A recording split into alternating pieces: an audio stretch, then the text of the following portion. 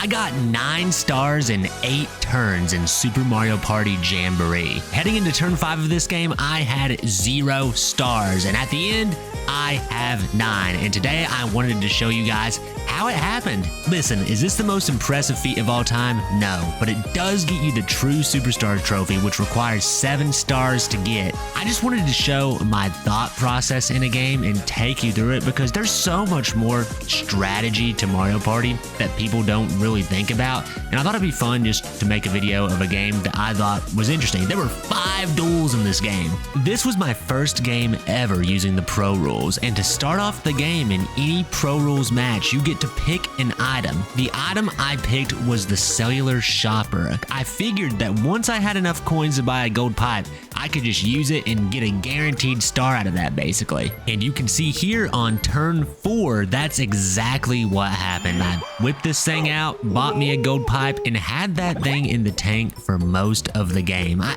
almost had a perfect opportunity to use it, but a bad roll got me. You'll see when we get there. Turn 4 really was my setup turn because I also ran into a Luigi Jamboree buddy, won the minigame, got him, and bought a dueling glove. With Pro Rules, you can duel for a star, so just giving yourself a guaranteed duel means you have an opportunity to compete for a star with anybody you choose, and that's huge. These things are going to be so valuable in the Pro Rules matches. And as you can see on turn 5, I start off with 0 stars. Remember, I end the game with 9, and we start off by getting 2 with the help of the Jamboree buddy. Look how insane this turn is. First off, Luigi turns my 13 roll into a 20, which means I not only get 10 coins for that, but I can also go exactly 20 spaces, which is right where the star is. And on the way there, we pass this Koopa Troopa, which usually only gives you 10 coins, but with the Jamboree buddy, it gives you 20, which means I just got 30 coins and can now afford 2 stars. I think this turn really shows what the Jamboree buddies can do. They are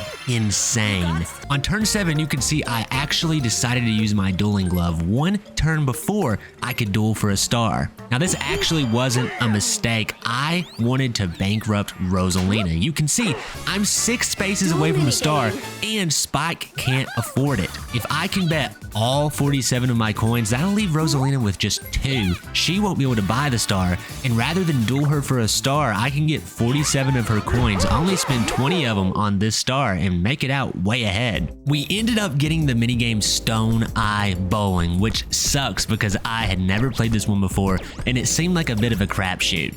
But luckily, I somehow clutched it up and got a strike, so that was pretty awesome.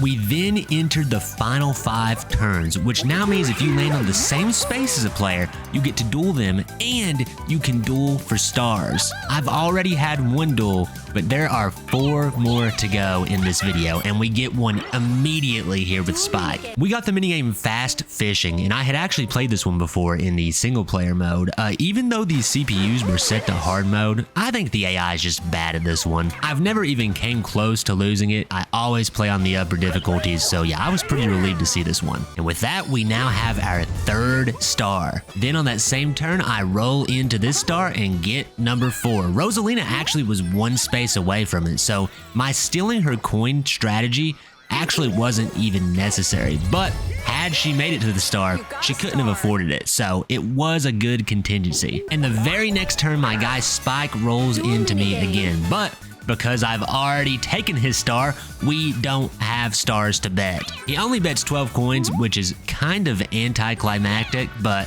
hey, what are you gonna do? We did the Fuzzy Heights duel minigame, and I thought it was an interesting one. It was my first time playing it, and there's a lot of chances to catch up. There's a lot of places where you have to wait, so I thought it was fun. I kind of just sent it at the end and got the slight edge to win the duel. The very next move is where I get kind of screwed. As you can see, Rosalina is 18 spaces away from the star, and what does she roll?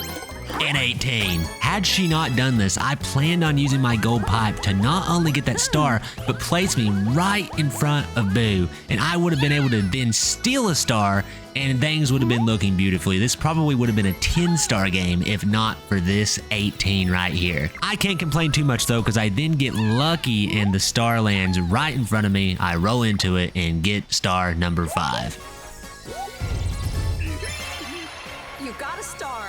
Rosalina also bought a plunder chest, which allows her to steal a random item for anybody. So there was too much risk at that point, and I just went ahead and used my gold pipe. This ended up giving me 6 stars. The next turn, Rosalina rolled into me for another duel. This one was called Slappy Go Round, and it was one of the more interesting duels I played. So basically, this is like a standoff. You're both trying to fake each other out with a ground pound. If you can predict somebody else's ground pound and jump over it, they'll get hit and lose a point. Against an AI, it's not that bad, but I'm very curious to see how this will be against humans. It seems like the move is just to wait for them to ground pound and then react to it. I'm afraid this game is going to cause a lot of standoffs where nobody wants to go. But I was able to win it here and get myself another star. Then I had a pretty funny moment on the sled to the edge minigame. I let go laughably early and still won because everybody else just went all the way off. That just shows you in life,